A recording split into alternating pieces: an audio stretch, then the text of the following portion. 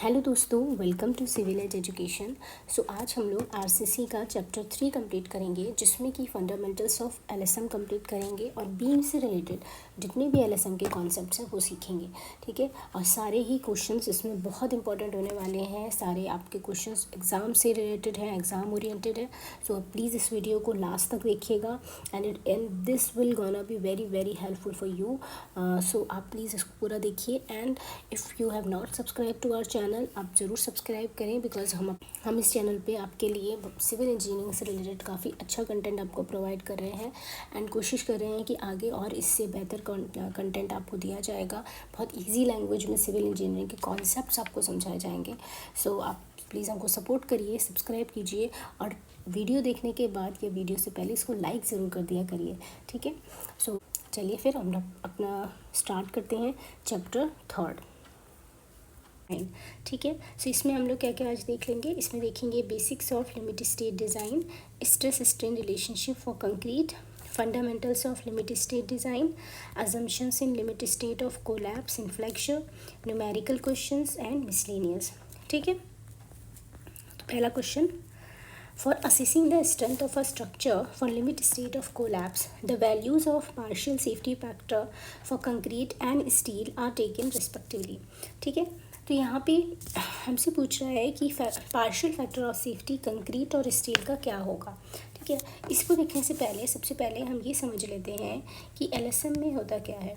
ठीक है, सो इन LSM we know कि हमारे पास जब भी हम कोई अगर स्ट्रक्चर को देखते हैं तो हम उसमें दो कंडीशंस देखते हैं कि एक स्ट्रक्चर पे लोड कितना आएगा और इस स्ट्रक्चर की स्ट्रेंथ कितनी है।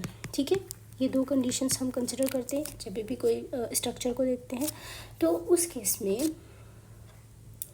ठीक है, सो इन एलएसएम हम ये कंसिडर करते हैं कि जो हमारे स्ट्रक्चर पे लोड आ रहा है, ठीक है, उसको हम ओवर एस्टिमेट करके चलते हैं एंड जो स्ट्रेंथ रहती है उसको हम लोग अंडर एस्टिमेट करते हैं। ठीक है, तो फॉर लोड हम जो फैक्टर ऑफ सेफ्टी कंसिडर करते हैं वो हम इसमें लोड के साथ मल्टीप्लाई करते हैं फैक्टर ऑफ सेफ्टी को। ठीक है, बट स्ट्रेंथ के केस में बिकॉज हम उसको अंडर एस्टिमेट कर रहे हैं तो strength divided by factor of safety. So here हमने क्या किया कि लोड में भी एक फैक्टर ऑफ सेफ्टी लिया, उसको मल्टीप्लाई किया और लोड को ज़्यादा लिया। ठीक है, जिससे कि हमारे जो स्ट्रक्चर होंगे जब हम लोड को ज़्यादा लेंगे तो हमें स्ट्रक्चर बड़े बनाने पड़ेंगे। ठीक है, और हमने स्ट्रेंथ को कम लिया, स्ट्रेंथ को फैक्टर ऑफ सेफ्टी से डिवाइड किया, जिससे कि हमने जितनी स्ट्रेंथ है उससे कम मानी अपनी स्ट्रेंथ। ठीक है, तो इस केस में भी हमने जो स्ट्रक्चर्स बनाए, जो भी साइजेस बनाए वो बड़े बनाए। सो ओवरऑल हमारा जो साइज़ होगा, जो हमारा स्ट्रक्चर होगा वो सेफ हो जाएगा दोनों कंडीशंस में, लोड में भी और स्ट्रेंथ में भी। सो अब यहाँ पे हमने क्या किया कि दो फैक्टर ऑफ सेफ्टी लिए, लोड में भी लिया और स्ट्रेंथ में भी लिया, इसीलिए इसको हम लोग पार्शियल फैक्टर ऑफ सेफ्टी कहते हैं, बिकॉज पार्शियली हम लोड में भी लेते हैं और पार्शियली स्ट्रेंथ में भी लेते हैं। ठीक है, सो यहाँ पे अगर स्ट्रेंथ की बात करेंगे तो स्ट्रेंथ किसकी होती है, मटेरियल की होती है। एंड इन आरसीसी हमारे पास कौन से मटेरियल होते हैं, कंक्रीट एंड स्टील। ठीक है, तो हमारा कंक्रीट का फैक्टर ऑफ सेफ्टी क्या रहेगा, जिसको हम लोग गामा सी बोलते हैं, और इसकी वैल्यू होती है 1.5 and partial factor of safety of steel which is gamma S T and ये होता है 1.15। ठीक है, सो ये वैल्यूज़ होती है हमारे पास फैक्टर ऑफ सेफ्टी। ठीक है, ऐसे ही जब हम लोड की बात करते हैं तो लोड के केस में जब हमें फैक्टर ऑफ सेफ्टी लगाना होता है तो हम लोड से मल्टीप्लाई करते हैं अपने फैक्टर ऑफ सेफ्टी को and this factor of safety is also called as load factor. ठीक है, तो जब हम लोड को फैक्टर ऑफ सेफ्टी से या लोड फैक्टर से मल्टीप्लाई करते हैं तो जो हमें लोड मिलता है वो होता है फैक्टर्ड लोड। ठीक है, सो बस आपको इतना पता होना चाहिए इस टॉपिक से। सो यहाँ हमारे क्वेश्चन के अकॉर्डिंग आंसर क्या होगा, partial factor of safety of concrete is 1.5 and steel is 1.15। So option हो जाएगा 1.5 एंड 1.15, ये हो जाएगा बी। ठीक है, now next question, according to IS 456/2000 the design bond strength in limit state method of HYSD bar for M30 grade concrete. ठीक है, तो डिज़ाइन बॉन्ड स्ट्रेस पूछ रहा है कि कितना होगा हमारे डिज़ाइन बॉन्ड स्ट्रेंथ हमारा HYSD बार में कितना रहेगा। ठीक है, तो डिज़ाइन बॉन्ड स्ट्रेंथ की अगर हम बात करेंगे, सो सबसे पहले ये डिज़ाइन बॉन्ड स्ट्रेंथ होती क्या है। अगर ये कोई हमारा स्ट्रक्चर है और ये इसमें एक रॉड है, हमने माना कि ये कंक्रीट में एक रॉड है। ठीक है, फॉर एन एग्जांपल, इस रॉड के ऊपर हम टेंसाइल फोर्स लगा रहे हैं। ठीक है, इसकी वजह से क्या होगा, ये इस टेंसाइल फोर्स की वजह से ये आगे जाना चाहेगी, बट जो कंक्रीट है ये इसको पीछे रोकेगी, बिकॉज यहाँ पे कंक्रीट और स्टील का बॉन्ड है, तो इसकी वजह से कंक्रीट इसको आगे नहीं जाने जाएगी, वो पीछे चले जाएगी। और यहाँ पे एक फोर्स लगेगा जिसको हम लोग बोलेंगे टाउ PD। ठीक है, सो दिस ये जो हम ये जो हमारे पास स्ट्रेस लगता है अगेंस्ट द आउटर फोर्स, जो आउटर हमारे पास फोर्स लग रहा है उसके अगेंस्ट जो यहाँ पे फोर्स लगता है वो हमारा शेयर फोर्स होता है, जिसको हम लॉन्गिट्यूडनल शेयर बोलते हैं। और यही जो वैल्यू होती है यहाँ के जो स्ट्रेस, ये जो लॉन्गिट्यूडनल शेयर स्ट्रेस लगता है इसी को बॉन्ड स्ट्रेस बोलते हैं। ठीक है, अब कोड ने हमें इसकी वैल्यूज़ दी हैं कि अलग अलग, क्योंकि जो हमारी बॉन्ड स्ट्रेस होगी वो किस पे डिपेंड होगी, वो डिपेंड करेगी कंक्रीट के ग्रेड पे। ठीक है, तो इसीलिए कोड ने हमें डिफरेंट ग्रेड के लिए डिफरेंट वैल्यूज़ दी हैं टाउ BD की।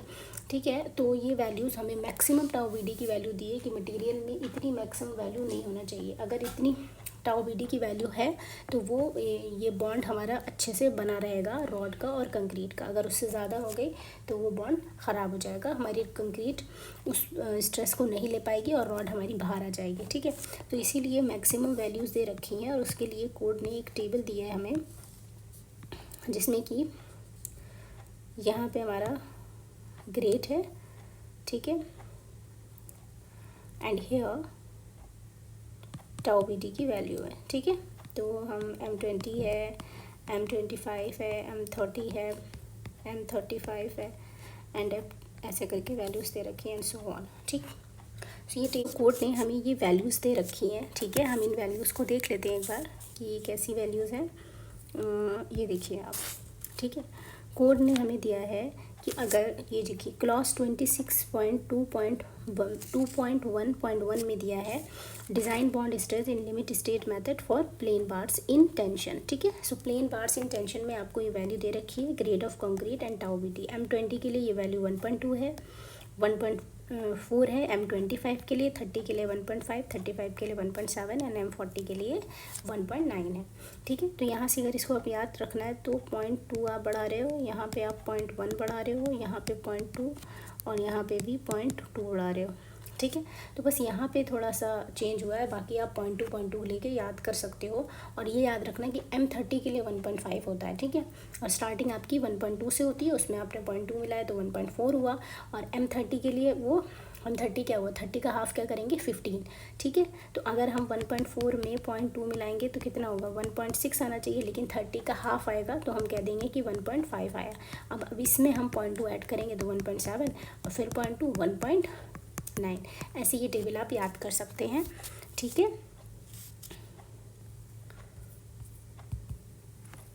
ठीक है, फिर हम अपना करते हैं।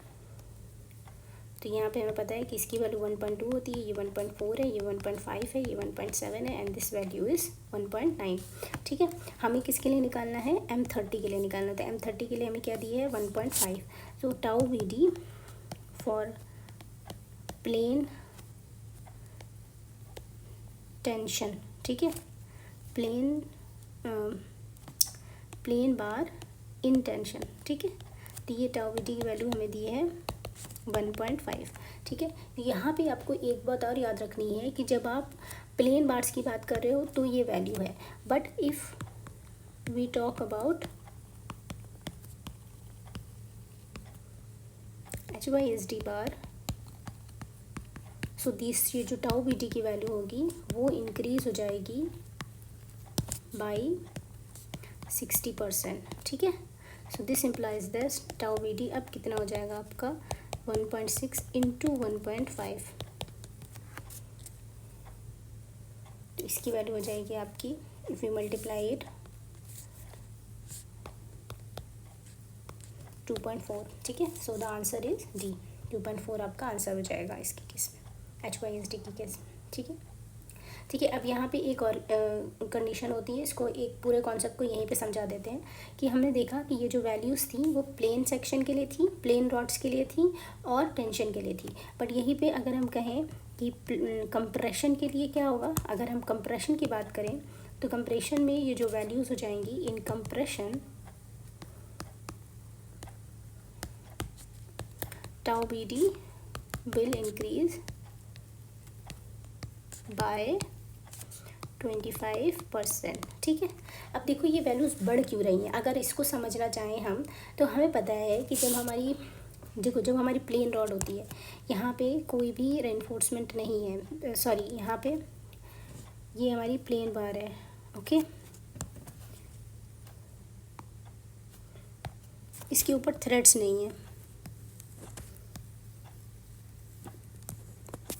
तो हमें पता है ये स्ट्रेंथ होगी इसकी, ठीक है। बट अगर हमने HYSD बार ले ली तो HYSD बार में क्या होगा, इसमें कि यहाँ पे थ्रेड्स बढ़ जाएंगे, इन थ्रेड्स की वजह से जो स्ट्रेंथ है, जो बॉन्ड स्ट्रेंथ है, जो बॉन्ड होगा वो और अच्छे से बन जाएगा, तो इस वजह से बॉन्ड स्ट्रेंथ भी बढ़ जाएगी हमारी। अब कंप्रेशन की बात करेंगे तो अगर यहाँ पे टेंशन फोर्स की जगह कंप्रेशन फोर्स आ जाए, सपोज टेंशन फोर्स की जगह कंप्रेशन फोर्स आ जाएगा, यहाँ पर मैं दिखा देती हूँ आपको,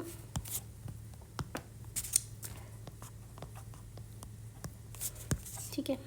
तो अब यहाँ पे अगर कंप्रेशन फोर्स आ रहा है तो ये कंप्रेसिव फोर्स इसको अंदर के लिए करेगा, ठीक है, और जो कंक्रीट है वो इसके ऑपोजिट में इसके ऊपर लोड लगाएगी, ठीक है। तो इसके ऑपोजिट में ऐसे करके फोर्स लगाएगी, तो अब जो फोर्स लगेगा वो यहाँ पे भी लगेगा, इस सेक्शन पे भी लगेगा, क्रॉस सेक्शन पे, ठीक है। तो इस वजह से जो हमारा स्ट्रेस है वो यहाँ पे बढ़ गया है, तो इसीलिए इसको 25% हम बढ़ा देते हैं, ठीक है। तो 25% बढ़ा दिए, क्योंकि अब यहाँ से भी ये जो पोर्शन है हमारा रॉड का, ये पोर्शन भी एक तरीके का रेजिस्टेंस का काम करेगा, ठीक है। टेंशन के केस में ये पोर्शन हमारा काम नहीं कर रहा था, लेकिन कंप्रेशन में क्योंकि स्ट्रेस आ रहा है, अंदर के लिए जाएगा तो उसको बाहर के लिए धकेलने के लिए इधर से भी फोर्स लगेगा रॉड पे, तो इस वजह से हमारा कंप्रेसिव स्ट्रेस 25% हमारा जो बॉन्ड स्ट्रेस है, बॉन्ड स्ट्रेंथ है, वो हमारी 25% बढ़ जाती है, ठीक है।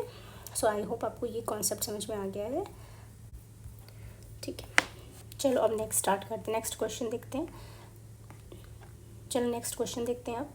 नेक्स्ट क्वेश्चन में क्या है, एज पर IS 456/2000 the final deflection due to all loads including the effect of temperature, creep and shrinkage and measured from as cast level of the support of floors, roofs and all other horizontal members should not normally exceed, ठीक है।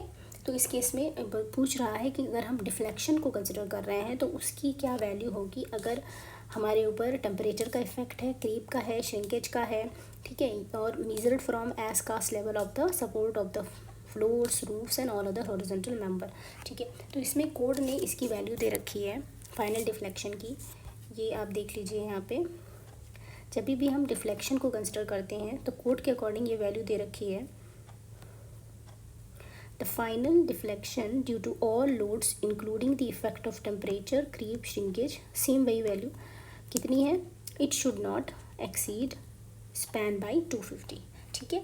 तो ये इस final deflection हमारा span by 250 से ज़्यादा नहीं होना चाहिए अगर हम ये सारे फैक्टर्स को कंसिडर कर रहे हैं, temperature, creep, shrinkage and all, ठीक है। दूसरा केस है कि deflection including the effect of temperature, creep, shrinkage occurring after erection of partition and application of finishes, ठीक है।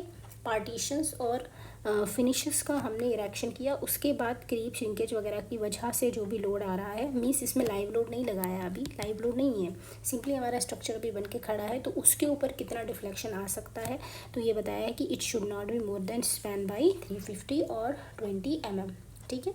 इन दोनों में से जो भी वैल्यू कम होगी वो हमारी वैल्यू होगी डिफ्लेक्शन की, ठीक है। तो इस यहाँ से ये दो क्वेश्चन है, यहाँ से भी क्वेश्चन आपको पूछ सकता है, इससे भी आपको क्वेश्चन पूछ सकता है।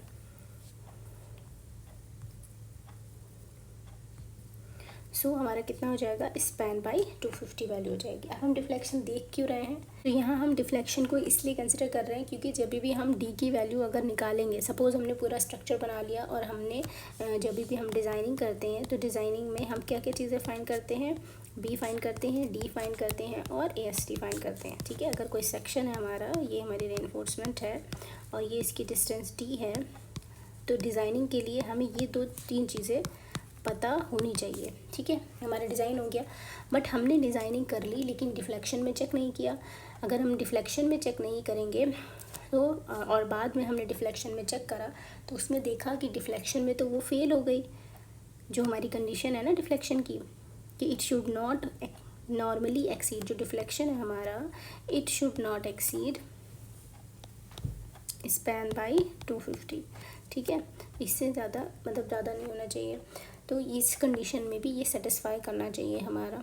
ओके, तो इसी वजह से हम डिफ्लेक्शन में पहले चेक करेंगे और उसके बाद ये कंडीशन लेंगे, तो डिफ्लेक्शन की कंडीशन हमें पता होनी चाहिए। तो ये हो गई।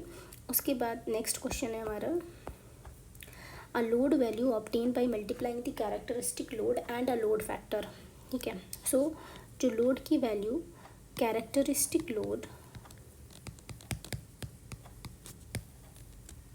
Multiplied by load factor. अभी मैंने देखा कि जब भी मैं लोड को अपने लोड फैक्टर या फैक्टर ऑफ सेफ्टी से मल्टीप्लाई करती हूँ, then that factor of safety is called load factor, और उसको हम क्या कहते हैं, सो इसकी वैल्यू होती है हमारे पास फैक्टर्ड लोड। ठीक है, इसको हम लोग फैक्टर्ड लोड कहते हैं। तो यहाँ से ऑप्शन आपका ए हो जाएगा, बट यहाँ से पढ़ने का एक कॉन्सेप्ट ये है कि व्हाट इज़ कैरेक्टरिस्टिक लोड। देखिए कैरेक्टरिस्टिक लोड क्या होती है, इसको हम देखेंगे। जैसे हमने कैरेक्टरिस्टिक स्ट्रेंथ देखी थी, अगर हम लोड और फ्रिक्वेंसी का कर्व बनाएंगे, ठीक है, तो हमारा कुछ कर्व इस तरह से बनता है ये। Okay, so like this. So characteristic load is that value which has 95% of probability of not exceeding throughout its life। ठीक है, सो इस डेफिनेशन के अकॉर्डिंग हम देखें तो हमारा जो कैरेक्टरिस्टिक लोड होता है वो ये होता है। ठीक है, and this is the mean value, जिसको हम लोग PM भी बोलते हैं, and this variation is 1.64 sigma, और इसको हम कभी कभी 1.65 सिग्मा भी लिखते हैं। ठीक है, सो ये जो वैल्यू है ये हमारी कहती है कि 95% ऑफ द टेस्ट रिजल्ट्स ये होंगे कि हमारा लोड इससे ज़्यादा आएगा ही नहीं। ठीक है, वो वैल्यू जिससे 95% तक प्रोबेबिलिटी है लोड ज़्यादा ना आए, वही हमारा कैरेक्टरिस्टिक लोड होता है। ओनली और ओनली 5% चांसेस होते हैं, दीज आर द 5% चांसेस कि हमारा लोड इस वैल्यू से बढ़ेगा। ठीक है, वही वैल्यू हमारी FCK, वही वैल्यू हमारी PCK होती है, which is a characteristic load. इस सो फ्रॉम हेयर PCK की वैल्यू क्या हो जाएगी हमारी, PCK is equals to PM plus 1.65 of sigma. So ये हमारी कैरेक्टरिस्टिक लोड की वैल्यू आ गई है। सो समटाइम्स इससे भी क्वेश्चन डायरेक्टली पूछ सकता है कि व्हाट इज़ कैरेक्टरिस्टिक लोड, तो आपको यहाँ से निकालना होगा। ठीक है,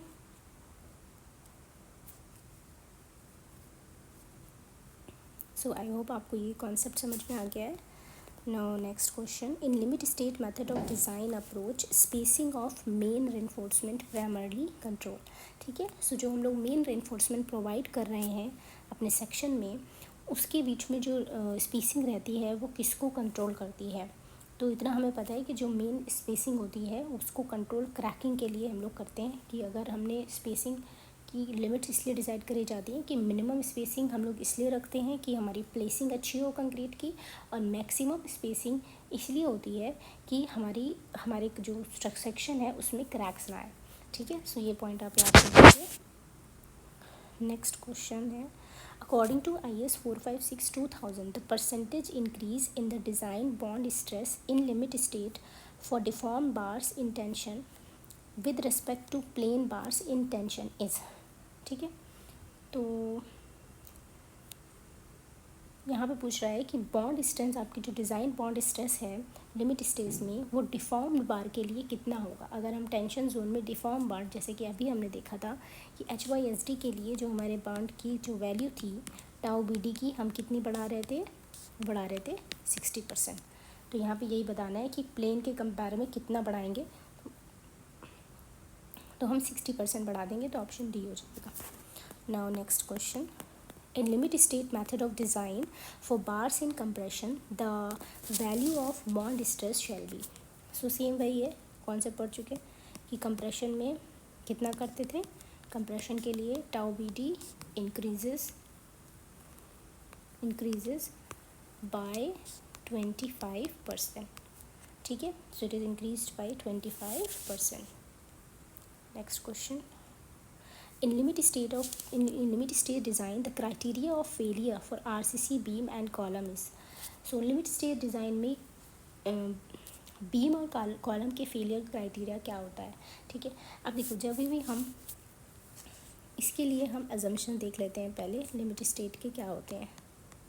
ओके, सो पहला अजम्पशन ये होता है कि प्लेन सेक्शन बिफोर बेंडिंग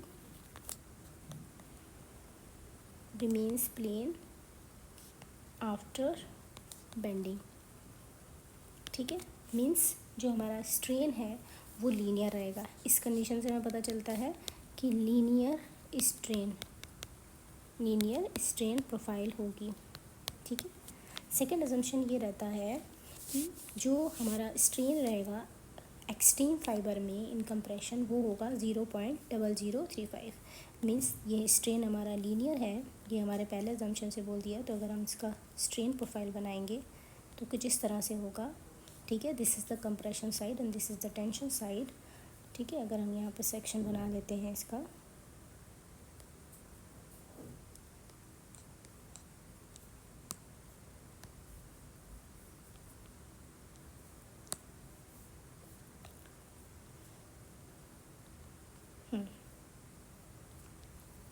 ठीक है। तो ये है, सो ये हमारी न्यूट्रल एक्सिस है। Okay, so this is the compression zone and this is the tension zone. तो यहाँ पे ये सेकंड अजम्पशन में ये कहता है कि कंप्रेशन जोन में जो मैक्सिमम स्ट्रेन आपका आएगा वो आएगा 0.0035, ठीक है। इन्होंने मैक्सिमम स्ट्रेन की वैल्यू यहाँ पे डिफ़ाइन करके रखी हुई है, इसलिए क्योंकि ये कह रहे हैं कि अगर आपका स्ट्रेन इस वैल्यू से ज़्यादा आया, इट मीन्स आपका स्ट्रक्चर क्या होगा, फेल कर जाएगा, ठीक है। Structure will fail. तो इसलिए इन्होंने जैसे कि अगर हम सोम की बात करें तो सोम में हम क्या कहते हैं इन सोम कि अगर सिग्मा हमारा सिग्मा ए से सिग्मा अलाउबल से ज़्यादा आया तब स्ट्रक्चर फेल करेगा, ठीक है। बट हेयर हमने क्या किया है कि स्ट्रेन की वैल्यू को बोल दिया है कि अगर हमारा स्ट्रेन इस वैल्यू से ज़्यादा हुआ तो स्ट्रक्चर क्या होगा, वो फेल हो जाएगा। तो इसीलिए ये स्ट्रेन थ्योरी पे बेस्ड होता है, ना कि स्ट्रेस थ्योरी पे, इसलिए इसको मैक्सिमम प्रिंसिपल स्ट्रेन थ्योरी पे ये बेस्ड होता है, ठीक है। ये क्राइटेरिया फेलियर का होता है। तो नेक्स्ट क्वेश्चन है कि the serviceability limit state does not include. Serviceability में क्या क्या चीज़ें आती हैं। वी नो कि जो लिमिट स्टेट मेथड होता है उसमें दो होती हैं limits, limit state of collapse and limit state of serviceability, ठीक है। So limit state of collapse में क्या आ जाती है हमारी चीज़ें, फ्लेक्चर, कंप्रेशन,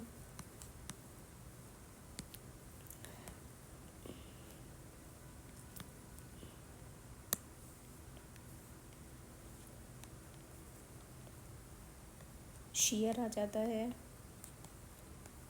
ठीक है, टॉर्जन, टेंशन, ये सारी चीज़ें हमारी लिमिट स्टेट ऑफ कोलैप्स में आती हैं, ठीक है। तो हम लिमिट एक्सटेंशन तो ये सारी चीज़ों को कंसिडर करके डिज़ाइन करते हैं। But limit state of serviceability में क्या होता है, deflection, cracks, vibration, fire resistance, corrosion, ये सब हमारी सर्विसिबिलिटी की कंडीशन है। मींस हमें इतना पता है कि जब कोई स्ट्रक्चर फेल करता है, अगर मैं फेलियर की बात करूँ तो कोई स्ट्रक्चर फेलियर कब करेगा, व्हेन हमारा जो स्ट्रक्चर होगा वो अनफिट फॉर यूज़ हो जाएगा। ठीक है, हम कह दें कि भाई यूज़ के लिए सही नहीं है। तो यूज़ के लिए कब सही नहीं होगा? दो कंडीशन में सही नहीं होगा। पहली कि या तो स्ट्रक्चर हमारा क्या कर जाए, कोलैप्स कर जाए। ठीक है, सेकंड कंडीशन ये रहेगी कि हमारे स्ट्रक्चर में क्रैक्स आ जाए, या उसमें डिफ्लेक्शंस आ जाएं, तो मीन्स वो सर्विसेबल ना रहे। इसलिए हमने दो लिमिट्स को लेके चले हैं लिमिट स्टेट मेथड में, limit state of collapse and limit state of serviceability. इसीलिए और इसमें ये सारी चीज़ें आती हैं, deflection, cracks, vibration, fire resistance, corrosion, ये सारी चीज़ें आती हैं। तो यहाँ से देख लो आप, यस वाइब्रेशन लिमिट भी होती है, ड्यूरेबिलिटी भी कंसिडर करते हैं, डिफ्लेक्शन भी कंसिडर करते हैं, साइज़ लिमिट कंसिडर नहीं करते हैं। ओके, तो ये आपका आंसर हो गया है। Which of the following criteria is not consider under limit state of serviceability? कौन सा क्राइटेरिया कंसिडर नहीं किया जाता? यहाँ फिर से यही क्वेश्चन है।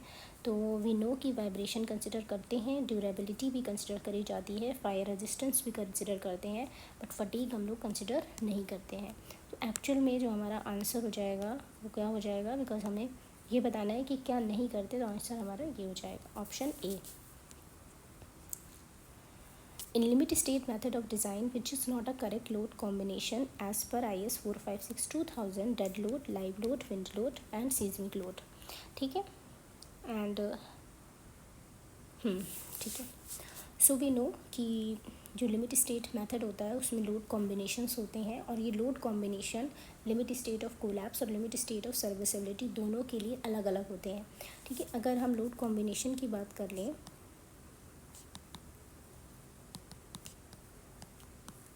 तो लिमिट स्टेट ऑफ कोलैप्स में जो लोड कॉम्बिनेशन होते हैं हमारे,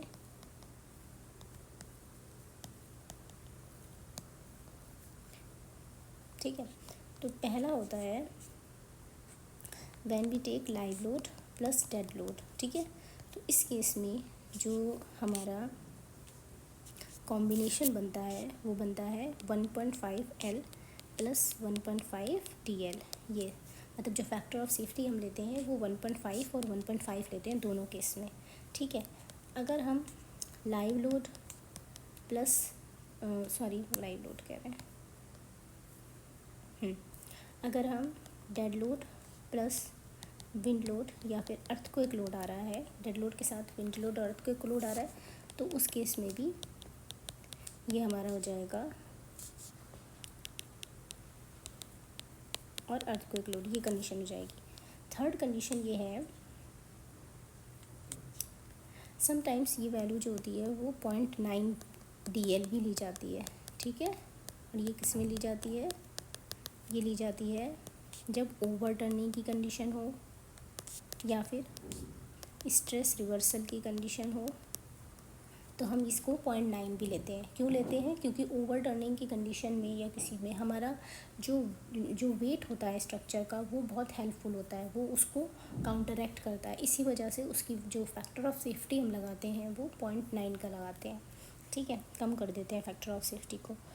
और जो थर्ड कॉम्बिनेशन हमारा रहता है वो होता है जब हमारे सारे लोड एक साथ आ जाएं, like dead load, wind load और dead load, live load and wind load और अर्थक्वेक लोड। ये जब साथ में आ जाते हैं तो हमारा जो लोड कॉम्बिनेशन रहता है वो रहता है 1.2 dead load plus 1.2 live load plus 1.2 wind load और अर्थक्वेक लोड। ठीक है, तो ये हमारे लोड कॉम्बिनेशन रहते हैं इन लिमिट स्टेट ऑफ कोलैप्स। ठीक है, ऐसी ही लिमिट स्टेट ऑफ सर्विसेबिलिटी होती है, limit state of serviceability.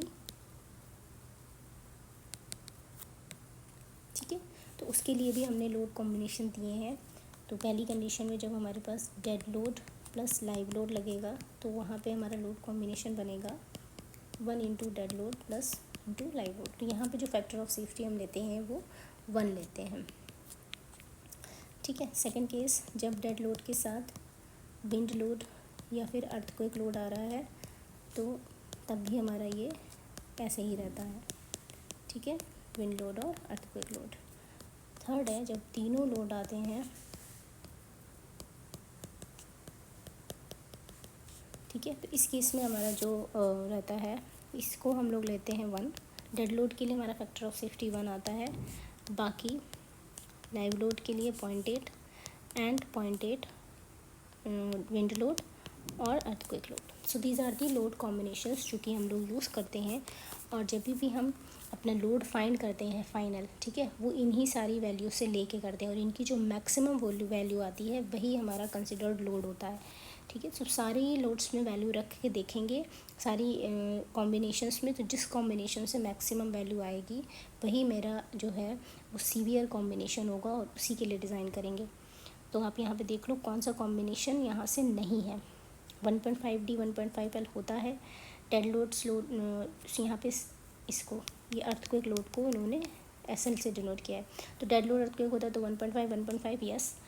Dead load earthquake में 0.9 ये भी होता है, ये भी सही है। डेड लोड और अर्थक्वेक लोड जब साथ में आ रहा है तो 1 का नहीं, ये गलत है। सो ऑप्शन डी हो जाएगा आपका, ठीक है। So the option is D. Next question, the limit state of serviceability includes.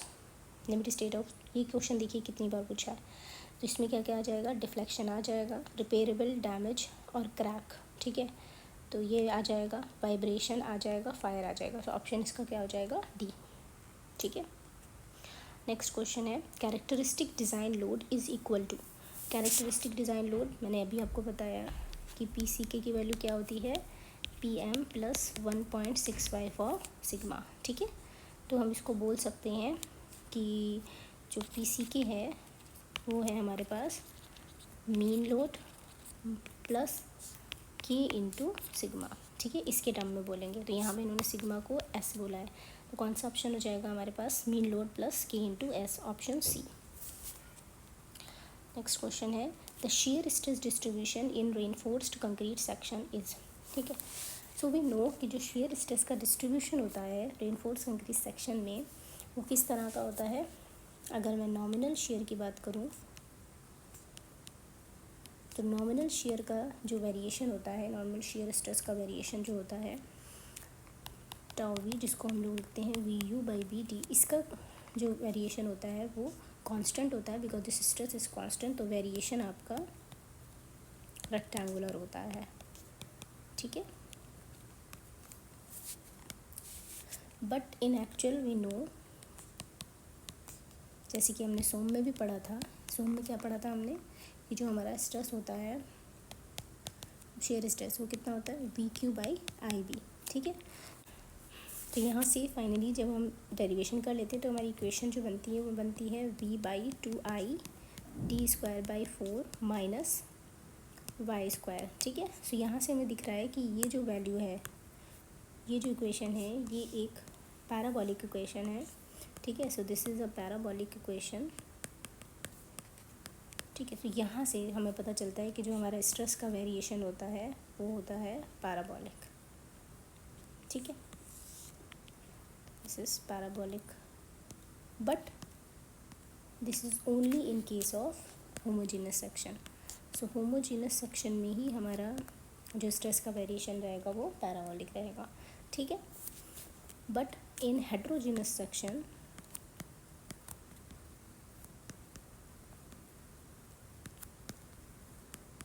जो वेरिएशन रहता है हमारे पास शेयर स्ट्रेस, वो अगर ये हमारा सेक्शन है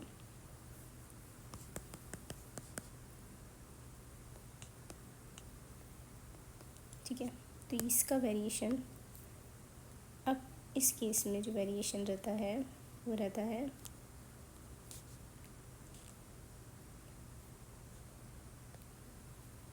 this is parabolic in compression cell and rectangular in tension zone, ठीक है। तो कंप्रेशन जोन में ये पैराबोलिक रहता है एंड टेंशन जोन में ये रेक्टेंगुलर रहता है, मींस कांस्टेंट हो जाता है इसकी वैल्यू, ठीक है।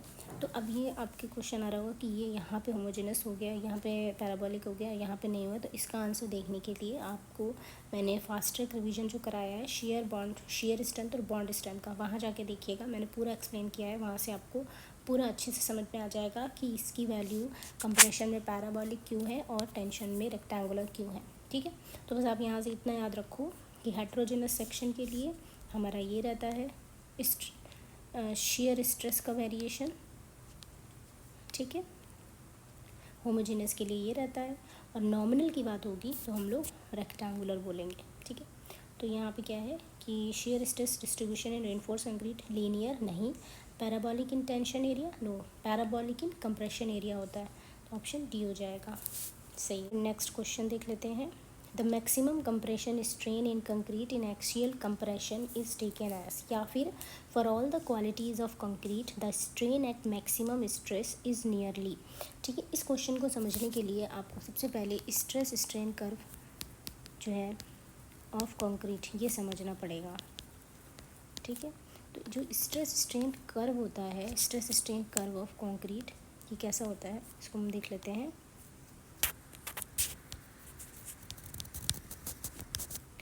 ठीक है, तो यहाँ पे अगर मैं एक ग्राफ बनाऊँ, this is stress and this is strain, ठीक है। तो कंक्रीट का जो स्ट्रेस स्ट्रेन कर्व होता है वो इस तरह से होता है, ठीक। कुछ एक जो इसकी मैक्सिमम वैल्यू होती है स्ट्रेस की, सिग्मा मैक्स, वो होती है हमारी जब स्ट्रेस 0.002 होता है।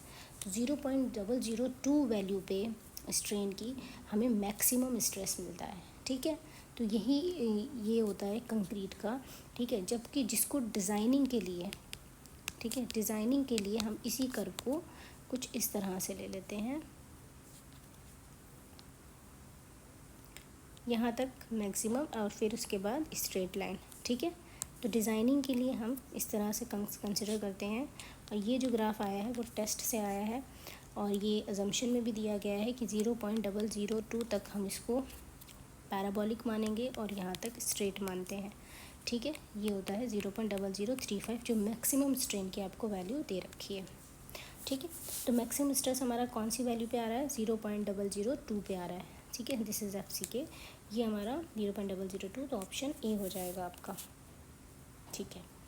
Now the maximum strain in the tension reinforcement in the section at failure shall not be less than, maximum strain in the tension reinforcement in the section at failure shall not be less than. So अभी जब हमने strain का variation देखा तो we know कि limit state में strain का variation होता है लीनियर, ठीक है। एंड वी हैव सीन कि कंप्रेशन जोन में इसकी मैक्सिमम वैल्यू 0.0035 है। बट एक और अजम्पशन था जिसमें उन्होंने ये कहा कि कंप्रेशन जो टेंसाइल जो हमारा टेंशन जोन है उसमें जो स्ट्रेन की वैल्यू होगी उसको हम लोग कहेंगे epsilon SU, and it should not be less then 0.87 FY/ES plus 0.002।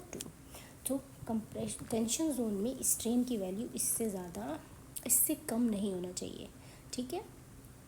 अब अगर इससे वैल्यू हमारी कम होती है, अब हमने ये देखा कि कंप्रेशन के लिए इन्होंने बोला कि इसकी वैल्यू, ठीक है, जो मैक्सिमम वैल्यू होगी वो इससे ज़्यादा नहीं होनी चाहिए, इससे ज़्यादा होगी तो फेल हो जाएगा, और एप्सिलॉन SU की वैल्यू इससे कम नहीं होना चाहिए।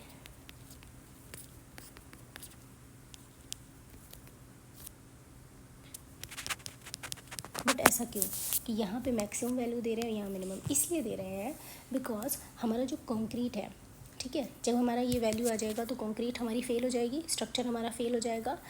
तो लेकिन हमने ये देखना है, क्योंकि अगर हमने कंक्रीट में स्ट्रेन नहीं लिया, मिनिमम स्ट्रेन कंक्रीट में नहीं आता है, तो हमारी कंक्रीट तो फेल करेगी, और कंक्रीट तो फेल करेगी बट वो एक ब्रिटल फेलियर होगा। फॉर डक्टाइल फेलियर हमें कुछ ना कुछ इलोंगेशन चाहिए हमारे स्ट्रेन में, ठीक है। और हमारा स्टील जो है, ये जो हमारा स्टील है ये हमारे कंक्रीट से बॉन्डेड है, ठीक है। तो ये कंक्रीट से बॉन्डेड है, तो जब हम इसमें स्ट्रेन अलाउ करेंगे, ठीक है, जब हम स्ट्रेन अलाउ करेंगे, हम कह रहे हैं कि मिनिमम इतना स्ट्रेन आ रहा है, तो जब ये स्ट्रेस होगा तो इसके साथ क्या होगा, हमारी कंक्रीट भी स्ट्रेस करेगी, और जब कंक्रीट स्ट्रेस करेगी, कंक्रीट हमारी स्ट्रेस करेगी इसके साथ, तो कंक्रीट में कुछ क्रैक्स आएंगे, और जब ये क्रैक्स आएंगे तो हमें वार्निंग मिल जाएगी, ठीक है, वार्निंग मिल जाएगी क्रैक से, और हमारा जो फेलियर रहेगा वो डक्टाइल फेलियर हो जाएगा, विच इज़ गुड। हमें डक्टाइल फेलियर ही चाहिए होता है अपने स्ट्रक्चर में, कभी भी हम नहीं चाहते कि हमारे स्ट्रक्चर में ब्रिटल फेलियर हो, एकदम से विदाउट वार्निंग हमारा स्ट्रक्चर कोलैप्स हो जाए। इसीलिए हमने इसकी मिनिमम वैल्यू दी है टेंशन जोन में, ठीक है। तो यही वैल्यू वो पूछ रहा है कि मैक्सिमम स्ट्रेन की टेंशन रेनफोर्समेंट में कितनी वैल्यू होती है, तो वो होती है 0.002 प्लस 0.87। ये देखना आप 85 और 87 में गड़बड़ हो सकता है, तो 0.87 F//ES होता है plus 0.002। So option A is correct, ठीक है। Next question,